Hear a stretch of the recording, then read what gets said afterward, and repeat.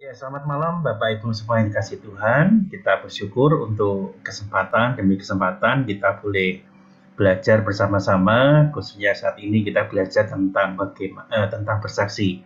Harus diakui, bersaksi menjadi bagian yang penting bagi setiap kita, orang-orang yang percaya pada Tuhan, karena sebelum Tuhan naik ke surga, Dia memberikan satu wasiat terindah atau terbesar pada setiap orang yang percaya padanya, bahwa setiap kita harus memberitakan akan Injil kerajaannya. Nah, ini menjadi sangat penting bagi setiap kita untuk mengerti seperti pola kita bahwasanya apa, mengapa, dan bagaimana bersaksi. Nanti sebentar lagi Pak Anton akan menyampaikan materi yang sangat penting bagi setiap kita supaya kita bisa belajar lebih baik dan lebih lanjut lagi. Mari kita sebelum memulainya, kita berdoa. Bapa di dalam surga, sungguh kami bersyukur untuk setiap pertolongan Tuhan dan pimpinan Tuhan kepada setiap kami. Kalau kami boleh melewati hari demi hari, semua hanya karena anugerah Tuhan dan kemurahan Tuhan semata. Dan kami bersyukur di malam hari ini, Engkau memberi kesempatan bagi kami semua untuk kami boleh belajar tentang bersaksi. Kiranya secara khusus memberkati untuk Pak Anton yang akan menyampaikan materi ini, biarlah di dalam hikmat Tuhan, di dalam pengetahuan Tuhan, boleh disampaikan pada kami semua dan boleh kami terima dengan baik, dan kami boleh melakukan apa yang ingin Tuhan lakukan di dalam kehidupan kami. Berkati Pak Anton dan berkati kami semua. Di dalam nama Tuhan Yesus Kristus, Allah kami yang hidup, kami berdoa. Amin. Ya, tidak perlu lama-lama lagi, kita sudah mengenal Pak Anton yang cukup lama dan sampai saat ini juga tetap berkecimpung di dalam dunia bersaksi gitu ya. Silahkan Pak Anton untuk menyampaikan materinya. Terima kasih Pak Edi. Selamat malam Bapak Ibu semuanya. Kita bersyukur bahwa pada malam hari ini kita diberi kesempatan oleh Tuhan untuk berkumpul dan belajar tentang berakar di dalam Kristus melalui bersaksi pada malam hari ini. Terima kasih Pak Edi yang sudah membuka dengan pengantar tentang sedikit mengenai bersaksi itu sendiri ya. Dan topik yang akan kita bahas yang pertama tentang apakah bersaksi itu, kemudian mengapa bersaksi dan bagaimana bersaksi ya. Jadi kalau Bapak, Ibu, rekan-rekan seringkali memperhatikan orang lain ya. Biasanya kan kita emang berinteraksi dengan orang lain. Nah, kita menilai orang lain itu dari apanya gitu ya. Kita melihat orang lain itu apakah orang itu cantik, orang itu ganteng, atau orang itu aneh ya. Kemudian juga seringkali kita perhatikan, oh ini dari Jawa, ini dari Sunda, dari luar negeri, bule. Kemudian juga kita menilai dari logatnya ya barangkali ya. Ada juga kita menilai dari kaya, miskin gitu ya. Kalau disebut sebagai kaya itu biasanya kita melihat dari apanya? Dari rumah yang didiami ya, barangkali gitu kan. Atau juga menilai dari tidak punya apa-apa ya. Dari mobilnya, dari kendaraannya gitu ya. Atau mungkin kita nilai dari wah orang ini wangi ya, atau berbau gitu ya, pakaiannya comang-camping dan lain sebagainya. Tapi coba kita bayangkan jika kita berada di satu negeri padang pasir gitu ya. Kita bergaul dengan orang lain. Kita masih bisa menilai orang itu dari apanya. Coba Bapak Ibu bisa respon gitu ya. Menilai orang lain dari apanya. Kita sama-sama di satu negeri yang kosong melompong, tidak ada kendaraan, adanya kemah semuanya gitu pada zaman dulu kala katakanlah gitu. Kita bayangkan gitu ya. Nah, kira-kira Bapak Ibu menilai orang lain dari apanya itu? Ada yang pengen bereaksi? memberikan respon. Tingkah laku. Iya, silakan. Dari tingkah laku. Tingkah laku ya, terima kasih. Jadi dari tingkah laku, ya, salah satunya itu ya. Jadi kita bisa menilai orang lain dari perkataannya, dari perbuatannya, dari tindakannya, ya.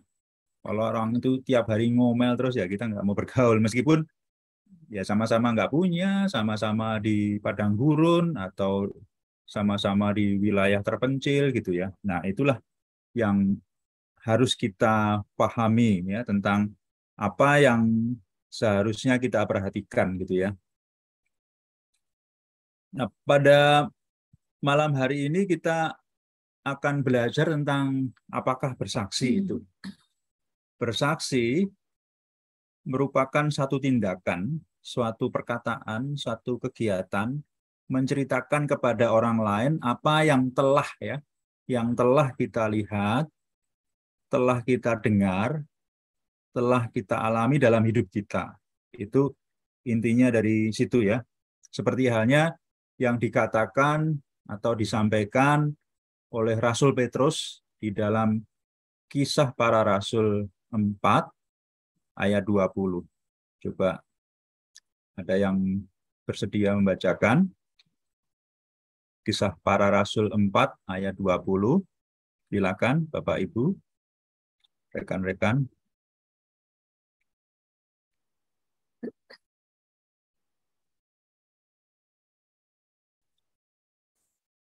Tidak ada ya. Ya sudah. Kisah para rasul. Ya, silakan. Silakan ya. Oh iya, Kisah Para Rasul 4 ayat 20. Sebab tidak mungkin bagi kami untuk tidak berkata-kata tentang apa yang telah kami lihat dan yang telah kami dengar. Ya, terima kasih. Ya. Jadi dari kegiatan yang disampaikan oleh Petrus ini, Rasul Petrus ini, kita bisa melihat bahwa Rasul Petrus tidak bisa diam. Tidak bisa menyampaikan apa yang telah, ya, kata-kata telah ya, berarti sudah berlalu, telah kami lihat dan yang telah kami dengar.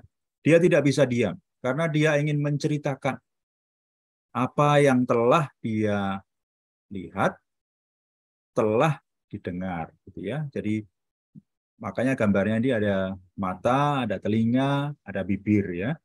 Dia telah melihat dan telah mendengar. Kalau kita ingin membagikan atau sharing kepada orang lain, biasanya kita ingin share tentang apa? Kita ingin bagikan apa? Ada yang sukanya itu sesuatu yang lucu ya. Wah, cerita lucu ini. Atau lelucon gitu ya. Atau kalau kita bagikan kepada orang lain saat kita merasa sedih. Pada saat kita mendengar kelahiran ataukah pernikahan atau kematian, kita ingin cerita gitu ya. Kita tidak bisa diam gitu ya. Apalagi zaman sekarang ya. Kita terima WA, terutama WA grup gitu. Wah, ini lucu ini.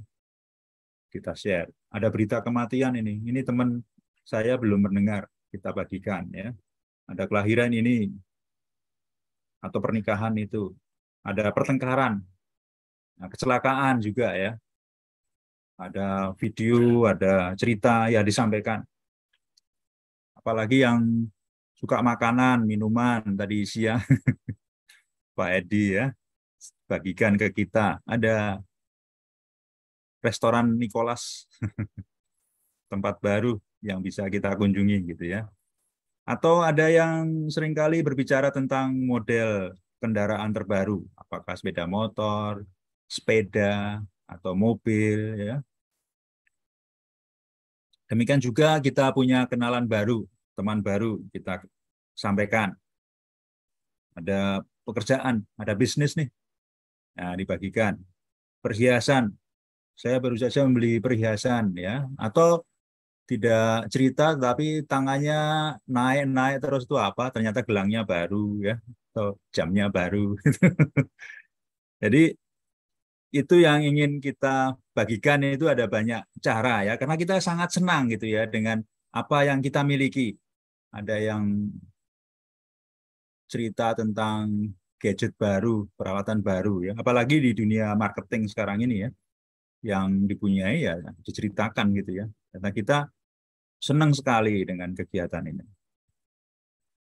Nah, menurut Anda, menurut Bapak, Ibu, rekan-rekan gitu ya, di antara berita atau cerita yang ingin kita bagikan, ingin Anda bagikan, berita apa yang paling Anda anggap berharga? Nah, ini tentunya setiap orang punya cerita masing-masing ya. Nanti bisa kita dengar saat kita ketemu. Apakah nanti saat ketemu cerita apa gitu ya. Nah, itulah yang dianggap paling berharga. Kalau kita menganggap bahwa satu kegiatan atau satu apa yang kita miliki itu paling berharga, nah itulah yang kita bagikan kepada orang lain. Biasanya begitu ya. Nah, mengapa kita bersaksi? Ini menjawab apa yang kita anggap paling berharga tadi itu. Dengan menjawab pertanyaan-pertanyaan ini, kalau kita pernah merasa kehilangan sesuatu yang sangat berharga, tentunya akan kita cari gitu ya. Dan bagaimana rasanya kalau sudah menemukan. Nah, ini akan kita ceritakan sebisa mungkin kepada orang lain bahwa kita sudah menemukan apa yang telah hilang itu. Bukan satu kebetulan ya, di dalam Lukas 15 ayat 1 sampai 32. Ini ayat yang sangat panjang ya, menceritakan 3 perumpamaan. Kalau Bapak Ibu buka di Alkitab, Lukas 15 ayat 1-32 ini ada tiga perumpamaan, ada tiga cerita yang disampaikan oleh Tuhan Yesus. Yang pertama adalah domba yang hilang. Bapak Ibu sudah sering mendengar ya. Kemudian yang kedua, dirham atau uang, mata uang pada saat itu ya, yang hilang. Saat sekarang juga masih ada sih dirham. Kemudian yang terakhir, anak yang hilang. Nah, mengapa kok ada 3 perumpamaan yang serupa ini? Nah, kesamaannya apa sih dari 3 perumpamaan ini? Dalam slide berikutnya bisa kita perhatikan ada 3 hal ya. Ada sesuatu yang hilang. Yang pertama, ya domba itu. Domba ada yang hilang. Kemudian ada dirham yang hilang dan anak yang hilang. Kemudian ada upaya untuk mencari secara menyeluruh, secara detail gitu ya, supaya mendapatkan apa yang hilang itu. Nah, setelah ditemukan, ada sukacita yang besar saat yang hilang itu telah ditemukan. Baik domba yang hilang ditemukan, wah senang sekali. Kalau cuma 1 gitu ya. Dan dirham yang hilang ditemukan, senang sekali cerita kepada tetangga-tetangganya. Apalagi anak yang hilang, yang menjauhkan diri dari yang hilang. Nah, yang hilang ini domba dari 100 domba. Ya, domba 1, padahal 1 domba dari 100. Nah, dirham yang hilang ini juga 1 di antara 10 dirham yang dipunyai. Nah, anak yang hilang 1 dari 2 anak. Jadi lama-lama mengecil gitu ya. Ternyata semuanya itu dianggap berharga oleh Tuhan. Domba meskipun 1, kenapa enggak 99 yang dicari ya sudah ada tentunya ya. Dan 1 dari 2 anak, nah ini lebih lagi itu ya. Jadi bukan satu kebetulan jika kita bertemu dengan orang lain ya. Dari beraneka ragam suku bangsa, dari budaya yang berbeda, dari latar belakang dan lain sebagainya yang berbeda itu, kita tidak pernah berjumpa dengan seseorang, baik itu kaya, miskin, punya kepercayaan yang beda, pendapat yang berbeda, ganteng, tidak ganteng, cantik dan tidak cantik, aneh, dan lain sebagainya gitu ya, yang tidak berharga bagi Tuhan. Semuanya dianggap berharga oleh Tuhan. Dalam 1 Petrus 1 ayat 18-19. Silakan Bapak Ibu buka dan bacakan. 1 Petrus 1 ayat 18-19. Silakan. Saya bacakan. Silakan. 1 Petrus 1 ayat 18-19. Sebab kamu tahu bahwa kamu telah ditebus dari cara hidupmu yang sia-sia, yang kamu warisi dari nenek moyangmu. Itu bukan dengan barang yang fana, bukan pula dengan perak atau emas, melainkan dengan darah yang mahal, yaitu darah Kristus, yang sama seperti darah anak domba yang tak bernoda dan tak bercacat. Terima kasih, Ibu. Jadi, upaya yang dilakukan oleh Tuhan untuk mencari manusia itu bukan sesuatu yang mudah untuk meyakinkan manusia gitu ya. Jadi upaya yang dilakukan oleh Tuhan, inisiasinya itu juga berasal dari Tuhan gitu ya. Tuhan mencari dan menyelamatkan manusia, menyelamatkan kita. Dia mencari kita sedemikian jauh yang sudah tertanam di dalam hati kita dengan dosa-dosa kita, sehingga kita menjadi manusia dan disalibkan bersama-sama dengan Tuhan di dalam dosa-dosa kita, dan Dia sudah menebus agar kita dapat kembali hidup untuk memuliakan Tuhan. Jadi dengan cara hidup kita yang lama, dengan warisan dari nenek moyang kita telah ditebus ya. Dalam kisah yang hilang tadi disampaikan bahwa Allah Bapa senantiasa siap menerima anaknya, bagaimanapun ya, sudah menghabiskan separuh harta yang dimiliki, ataupun hilang dalam kegelapan, terserap di mana, tetap dicari sampai ketemu, kemudian domba yang hilang, yang dicari-cari sampai ketemu ya, makanya diibaratkan seperti itu. Ada upaya yang luar biasa, dan yang punya inisiasi Tuhan, bukan manusia gitu ya. Kemudian setelah mendapatkan apa yang seharusnya kita jauh dari Tuhan, maka ada sukacita yang luar biasa.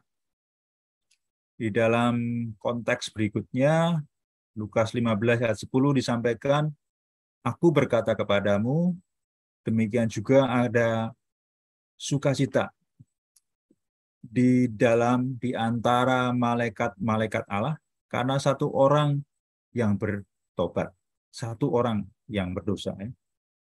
Jadi meskipun satu orang yang bertobat, ada sukacita yang luar biasa di surga. Gitu ya. Jadi dalam Korintus 4 ayat 15 yang besok akan kita baca. Sebab semuanya itu terjadi oleh karena kamu, karena kita ya. Supaya kasih karunia yang semakin besar berhubung dengan semakin banyaknya orang yang menjadi percaya, menyebabkan semakin melimpahnya ucapan syukur bagi kemuliaan Allah. Jadi kita harus bersyukur dengan apa yang telah dilakukan Allah bagi kita. Dalam kehidupan ini, seperti halnya yang sudah saya singgung di awal tadi, kita seringkali menilai orang lain itu berdasarkan dengan apa yang terlihat oleh mata kita, bukan oleh kemuliaan Tuhan. Itu yang membedakan kemampuan kita, bagaimana kita menilai orang lain. Nah, Itu sebabnya orang seringkali melihat bahwa harta dianggap sebagai sesuatu yang lebih daripada semuanya. Ada harta yang ingin dicari seumur hidup manusia, supaya manusia mendapatkan kesejahteraan. Itu menurut anggapan manusia. Dan Tuhan mengingatkan di dalam Lukas 9 ayat 25, apa gunanya seseorang memperoleh seluruh dunia, tetapi ia sebenarnya membinasakan atau merugikan dirinya sendiri. Karena dia sudah bersusah payah mendapatkan harta, tetapi tidak ada gunanya karena berlebih sesuatu yang apa ya, yang ditawarkan oleh kuasa yang lain pada saat Tuhan Yesus selesai dengan kuasanya. Jika engkau menyembah aku, maka aku akan berikan tahta atau kemuliaan dunia. Tetapi Tuhan mengingatkan bahwa kalau memperoleh dunia ini, ya apa artinya kalau merugikan atau membinasakan diri sendiri, gitu ya. Dalam konteks kisah para rasul, di dalam kisah para rasul, Tuhan Yesus seperti yang disampaikan oleh Pak Edi tadi ya, pada awal, Tuhan Yesus mengingatkan, kamu akan menerima kuasa kalau Roh Kudus turun ke atas kamu, dan kamu akan menjadi saksiku ya di Yerusalem dan di seluruh Yudea dan Samaria dan sampai ke ujung bumi. Sampai semuanya itu menyaksikan kemuliaan Tuhan. Karena itulah yang menjadi tanggung jawab bagaimana kasih Tuhan sudah terjadi dalam kehidupan kita. Di dalam Yeskiel, kita diingatkan, kalau aku berfirman kepada orang jahat, engkau pasti dihukum mati dan engkau tidak memperingatkan dia atau tidak berkata-kata apa-apa untuk memperingatkan orang jahat itu dari hidupnya yang jahat supaya ia tetap hidup, orang jahat itu akan mati dalam kesalahannya. Tetapi aku akan menuntut pertanggungan jawab atas nyawanya daripadamu. Jadi kita juga memiliki tanggung jawab untuk mengingatkan orang untuk menjadi percaya akan kesaksian, akan kemuliaan Tuhan melalui Tuhan Yesus ya. Bill Hybels dan Mark Mittelberg dalam bukunya yang berjudul Becoming Contagious Christian menyatakan seperti ini ya. Seberapa baikkah Anda, kita ya, dapat mengembangkan waktu dan tenaga dibanding dengan menginvestasikannya pada banyak orang yang akan mengucapkan terima kasih kepada Anda atas kekekalan yang akan mereka peroleh di surga. Apakah ada investasi lain yang akan menghasilkan upah sedemikian tinggi? Dia mengingatkan, atau mereka ya, dua penulis ini mengingatkan kepada kita bahwa ada satu investasi yang perlu kita renungkan. Bukan karena kita baik atau kita punya kemampuan untuk menginvestasikan tenaga dan waktu maupun juga kekayaan kita, kalau kita kaya gitu ya, dengan melakukan kegiatan selain daripada apa yang sudah Tuhan berikan dalam kehidupan kita. Seperti yang disaksikan oleh Rasul Petrus maupun Rasul Paulus, bagaimana menyampaikan kabar baik kepada banyak orang ya, dengan kasih Tuhan yang melimpah dalam kehidupan mereka. Mereka ingin menyampaikan bagaimana Allah mengasihi. Nah, Paulus ke-6 mengingatkan bahwa pemberitaan Injil merupakan anugerah dan tugas gereja. Merupakan tugas gereja yang benar, merupakan identitas yang paling mendasar dari gereja. Dan itu adalah tugas dari gereja untuk menyampaikan kabar baik. Nah, gereja ada itu untuk memberitakan Injil, untuk memberitakan kabar baik kepada orang yang belum menerima kasih Tuhan. Itulah keberadaan gereja, kita diingatkan demikian. Nah, bersaksi itu merupakan kegiatan seperti halnya dua sisi kesaksian, ya. Dua sisi kesaksian seperti halnya dua sisi mata uang. Satu, kesaksian melalui kehidupan, kesaksian melalui perkataan. Tadi Bu Lucy sempat menyinggung, ya. Kalau kita berada di dunia ini dan ingin bersaksi, berarti ya bersaksi melalui kehidupan kita, ya, melalui tingkah laku kita. Karena kita bisa ya pamer kekayaan kita bisa pamer dengan pangkat kita, dengan apalagi ya, dengan kegantengan atau kecantikan kita, ya, atau dengan kefasihan kita berkata-kata. Tetapi bukan itu, ya. Orang lain tidak akan merasa senang kalau kita pamer, tetapi tidak akan memberikan manfaat bagi kehidupan mereka. Nah, kita diingatkan bahwa kita diharapkan bersaksi melalui kehidupan dan perkataan kita. Nah, kalau kesaksian melalui kehidupan, berarti kita bisa membuktikan, ya, bahwa kita memiliki daya tarik kehidupan yang penuh dengan integritas, yang bisa dipercaya, yang tidak menyombongkan kemampuan kita. Kita juga bisa menyampaikan kehidupan dengan belas kasihan yang kita berikan kepada orang lain. Dan apa yang kita sampaikan itu sesuatu yang otentik, ya. Bukan sesuatu yang pura-pura, yang bisa kita munculkan melalui fotografi ataupun videografi, ya.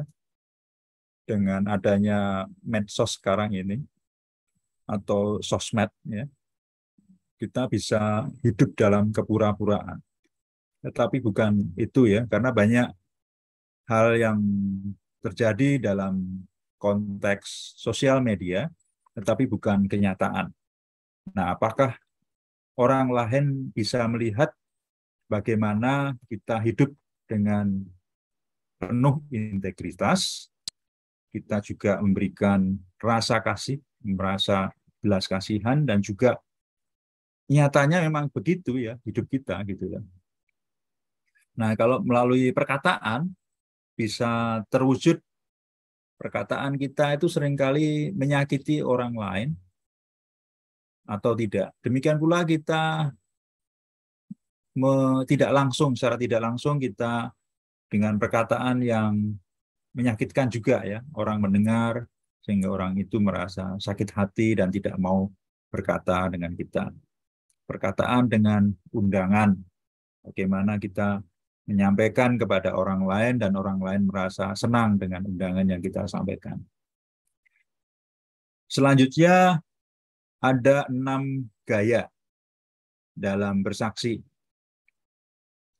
Yang pertama, dengan tantangan. Kita memberikan tantangan. Nah, ini dilakukan oleh Petrus. Kalau yang pandai bicara, ya, ini banyak orang yang bisa berdiskusi, ya, terutama dengan orang-orang yang tidak percaya, gitu, ya. Nah, apakah juga dengan cara menyaksikan orang buta menjadi melihat seperti yang dilakukan oleh orang buta, ataupun juga dengan hubungan dalam Matius, kemudian dengan undangan, ya, perempuan Samaria itu, dan pelayanan yang dilakukan oleh Tabita maupun Dorcas ya. Bapak Ibu bisa nanti baca secara lengkap dalam kitab-kitab yang tertulis di sini, baik dari Kisah Para Rasul, kemudian Yohanes, maupun juga kitab-kitab yang lain yang menjadi referensi dari kitab-kitab ini. Kalau Bapak Ibu buka di YouTube ya, Cliff Knechtel itu pernah menyampaikan ya, a person coming to faith is like a chain with many links. Each links matter ya. And when someone comes to faith, all the links can celebrate together ya. Ya, artinya bahwa datangnya seseorang datang kepada Kristus itu seperti untaian rantai. Ada banyak rantai. Ada mata rantai yang pertama, tengah, dan akhir. Ada banyak pengaruh dan percakapan yang mendahului sebuah keputusan untuk menerima Kristus ya. Dan setiap orang yang datang kepada Kristus, yang masuk ke dalam jaringan, dalam rantai itu, dapat bersama-sama merayakan tentang kehadiran mereka dan bagaimana mereka menjadi percaya kepada Kristus. Cliff Knechtel ini seringkali berdiskusi ya. Bahkan dia juga kadang-kadang berdiskusi, berdebat dengan orang yang tidak percaya atau ateis gitu ya. Dan dia menyampaikan bagaimana seharusnya orang menjadi percaya kepada Kristus. Nah, Knechtel juga mengalami sukacita ya. Kadang-kadang menjadi mata rantai pertama, atau menjadi rantai tengah, atau rantai terakhir. Nah, Tuhan tidak hanya memanggil saya, maksudnya Cliff ini merasa untuk menjadi mata rantai yang terakhir. Dia memanggil untuk setia dan mengasihi semua orang gitu ya, untuk menjadi satu dengan mata rantai yang lain. Nah, bagaimana langkah untuk bersaksi? Ada kegiatan-kegiatan yang bisa kita lakukan. Kita bisa berdoa, ya, memperhatikan dan juga memberitakan. Pada saat berdoa, doa itu ada kuasa ya. Nah, ini saya ingin menyaksikan bagaimana Pak Sukisno ya, ayah mertua atau eyang dari anak-anak gitu ya. Dia bercerita kepada saya pada saat didoakan oleh Pak Edi datang ke Solo, dia merasa senang gitu. Saya maksudnya ayah mertua bercerita, dia bersaksi pada saat didoakan kok dia merasa ada sukacita, ada damai sejahtera gitu ya. Makanya kapan ya saya bisa ke Jakarta bertemu dengan Pak Edi lagi. Itu berarti kan ada kegerakan. Doa-doa yang disampaikan ternyata bukan hanya menyentuh masalah kesehatan yang menjadi lebih baik, tetapi ada sukacita, ada damai sejahtera. Jadi kesaksian yang baik. Bapak Ibu yang mendukung doa yang dilakukan pada hari Rabu itu ternyata juga memberikan dampak ya yang positif gitu, memberikan sukacita. Nah, ada keinginan untuk bertemu. Ya, saya senang sekali gitu ya. Apalagi kalau Pak Edi datang lagi ke Solo, itu yang ternyata dinantikan gitu ya. Senang sekali. Saya juga senang gitu ya mendengar cerita ini. Jadi ternyata doa yang disampaikan merupakan salah satu langkah untuk bersaksi. Jadi ada doa, ada perhatian, dan juga ada berita. Yang pertama, berdoa. Dalam Yakobus 5 ayat 16-18, Barangkali ada yang bersedia mendoakan supaya kita juga mendengar suara yang lain. Silakan. Yakobus 5 ayat 16 sampai 18. Doa orang yang benar bila dengan yakin didoakan sangat besar kuasanya. Elia adalah manusia biasa sama seperti kita dan ia telah bersungguh-sungguh berdoa supaya hujan jangan turun. Dan hujan pun tidak turun di bumi selama 3 tahun dan 6 bulan.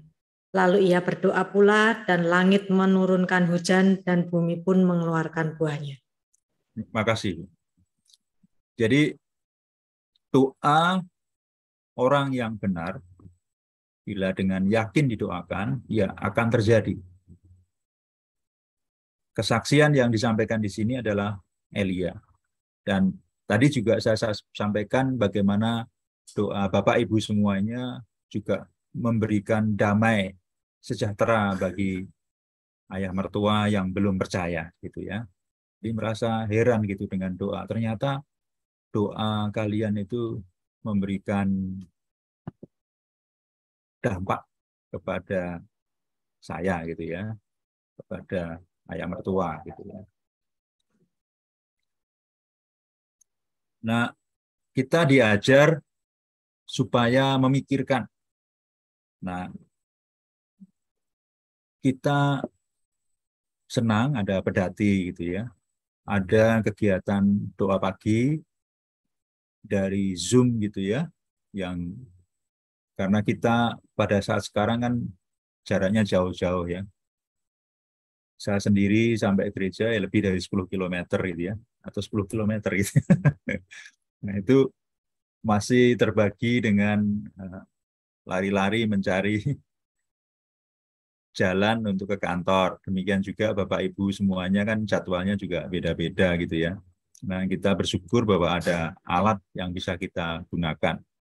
Nah, kita diharapkan untuk berpikir orang-orang dalam hidup yang dapat kita beri perhatian ya, secara khusus gitu ya, supaya mereka mendapatkan kabar baik melalui proses doa, melalui proses pemikiran kita. Nah, kita diharapkan mendaftar nama mereka. Nah, daftar ini akan berubah kalau mereka menjadi percaya dan juga selanjutnya memberikan dampak juga, memberikan pengaruh ya. Karena itu jadikanlah daftar ini menjadi strategi penginjilan seumur hidup kita. Saya membaca buku yang berjudul dengan Left Behind. Kalau Bapak Ibu pernah dengar ya, Left Behind itu ya. Left Behind itu satu novel yang ditulis oleh seorang pendeta di Amerika sana, Tim LaHaye, kalau nggak salah ya. Dan juga dengan rekannya menuliskan bagaimana upaya menjadi Laskar Kristus, menyaksikan dengan tindakan mereka, dengan kegiatan, upaya untuk memerangi antikristus, gitu ya. Nah, salah satu hal yang ditekankan di situ adalah berdoa, berkata-kata, menyaksikan dari cara hidup mereka, supaya banyak orang yang menjadi percaya kepada Kristus. Dengan rajin, terus-menerus, sampai orang itu menjadi percaya. Pada mulanya, mereka sendiri tidak percaya, tetapi setelah pengangkatan baru mereka percaya. Itu adalah upaya doa yang perlu kita daftarkan supaya menjadi strategi penginjilan seumur hidup kita. Nah, tindakan yang kedua adalah memberikan perhatian ya. Perhatian ini banyak ya, Bapak Ibu sudah melakukan semuanya ya. Ada macam-macam ide untuk memberikan perhatian. Misalnya dalam slide berikutnya bisa kita lihat ide-idenya. Kalau ada orang yang sukanya puding atau kue atau jus ya dibuatkan saja gitu ya. Memberikan pinjaman atau membelikan buku ya sesuai dengan kebutuhannya. Meminjamkan pakaian atau memberikan pakaian ya, mengingat hari ulang tahun yang sering dilakukan oleh Pak Edi, Bu Rita, Bu Stefani dulu. Demikian juga menemani, apalagi kalau orang itu sudah hidup sendiri ya. Hidup sendiri, nggak ada teman, ya ditemani aja berbelanja, ngobrol-ngobrol gitu ya. Nah, salah satu rahasia umur panjang di daerah pedesaan di Jepang maupun di Italia itu ya, itu karena berkumpul-kumpul gitu ya. Kumpul-kumpul, berteman gitu ya. Dan juga saling membantu karena merasa diperhatikan gitu ya. Membantu antar jemput kalau nggak punya waktu, kemudian mengunjungi kalau ada yang sakit ya, mengundang nonton, mengundang ya ngobrol-ngobrol gitu ya, mengajak lari pagi atau jalan pagi dan lain sebagainya. Nah, itu ide-ide untuk memperhatikan. Nah, selanjutnya kita beritakan ya. Silahkan dibaca dari Roma 10 ayat 14. Silahkan. Bapak Ibu. Roma 10 ayat 14, tetapi bagaimana mereka dapat berseru kepadanya jika mereka tidak percaya kepada Dia? Bagaimana mereka dapat percaya kepada Dia jika mereka tidak mendengar tentang Dia? Bagaimana mereka mendengar tentang Dia jika tidak ada yang memberitakannya? Terima kasih, Bu. Kita perlu ingat ya, meskipun kita menyampaikan kabar baik ya, kita harus ingat. Ini Paul E. Little mengingatkan ya. Roh Kuduslah yang membuat seseorang bertobat. Ya, sekali lagi, Roh Kudus yang membuat seseorang bertobat, bukan kita. Sebagai duta yang istimewa bagi Kristus ya, kita dapat menyampaikan berita itu melalui kata-kata. Kita juga melalui kepribadian tingkah laku kita ya, atau dengan kehidupan yang telah diubahkan oleh anugerah Kristus. Tetapi jangan pernah berpikir ya bahwa kalau ada orang bertobat, ada yang percaya dan membawa diri kepada Kristus, itu karena tindakan kita. Kita tidak boleh berpikir demikian. Karena setiap atau tidak ada orang yang dapat mengakui Yesus Kristus sebagai Tuhan kalau tidak digerakkan oleh Roh Kudus. Kita hanya sebagai pelaksana. Kita melaksanakan karena kita sudah mendapatkan anugerah itu. Jadi Roh Kudus yang mengubah seseorang untuk menjadi percaya. Nah, di dalam Kisah Rasul, mengulangi lagi apa yang sudah kita baca dari Kisah Para Rasul 1 ayat 8, seperti halnya yang disampaikan oleh Pak Edi tadi. Tetapi kamu akan menerima kuasa kalau Roh Kudus turun ke atas kamu. Jadi kalau tidak ada Roh Kudus, ya nggak ada kuasa gitu ya. Dan kamu akan menjadi saksi, ya saksiku di Yerusalem dan di seluruh Yudea dan Samaria dan sampai ke ujung bumi. Jadi kita diharapkan untuk menjadi saksi, menyampaikan kabar baik kepada orang lain di seluruh muka bumi ini. Supaya orang mendengar kasih Kristus dan melihat bagaimana baiknya Tuhan yang sudah menyelamatkan kita melalui kegiatan, melalui penderitaan di atas kayu salib.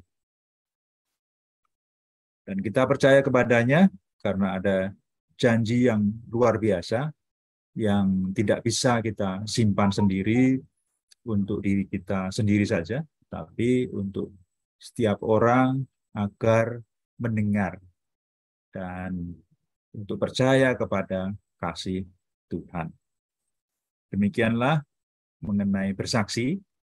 Diharapkan bahwa Bapak Ibu bisa melihat hal-hal yang baik yang bisa dilakukan dalam kehidupan sehari-hari. Dan untuk selanjutnya, untuk diskusi ataupun hal-hal lain yang ingin disampaikan oleh Bapak Ibu semuanya, saya kembalikan kepada Pak Edi. Oke, baik Pak Anton, sekali lagi terima kasih. Kita akan tutup untuk acara PWJ pada malam hari ini. Minta Oma untuk berdoa ya. Ya. Silakan Oma. Doakan juga untuk Bu Melisa dan Mbak Dwi ya, dan acara untuk pernikahan Andreas dan Brenda. Saya juga ingetin Bapak Ibu sekalian mendoakan keluarga Karen, di seluruh keluarga kena sampai anaknya juga. Ya, tinggal suaminya yang belum. Iya, silakan Oma. Ya.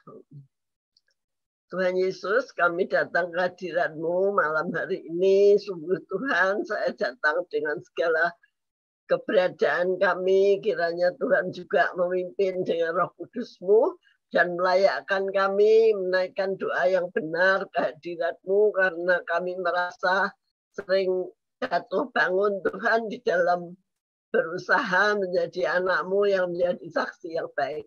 Kami sungguh minta kekuatan yang sungguh-sungguh dari Tuhan supaya sampai akhir hidup kami boleh menyatakan kasih Kristus di dalam kehidupan kami. Terima kasih Tuhan, semuanya sudah kami alami. Sampai di hari tua kami masih Tuhan cukupi, Tuhan memberkati, dan Tuhan memberi kekuatan, kesehatan, sehingga kami masih bisa hidup berdua dalam kasih kepada Tuhan Yesus Kristus. Ajar pada kami Tuhan menjadi saksi yang baik, sehingga janganlah kami menjadi yang terdahulu, menjadi yang terkemudian.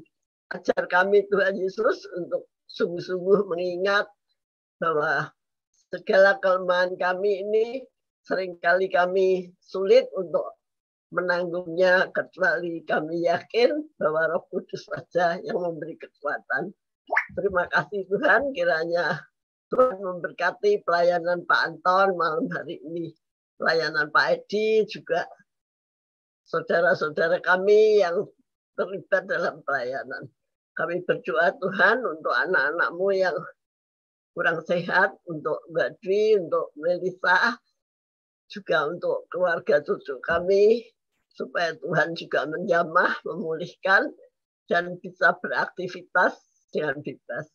Kami bersyukur untuk pengerja-pengerja kami yang walaupun Mbak Dwi dan Melisa terkena COVID, tetapi yang lain Tuhan selamatkan, semuanya negatif, sehingga kami boleh dengan tidak ragu-ragu untuk beribadah secara tatap muka, dan kami tidak takut karena kami yakin Tuhan melindungi anak-anak-Mu semua dan pengerja-pengerja dari GKMI Pengharapan yang lain.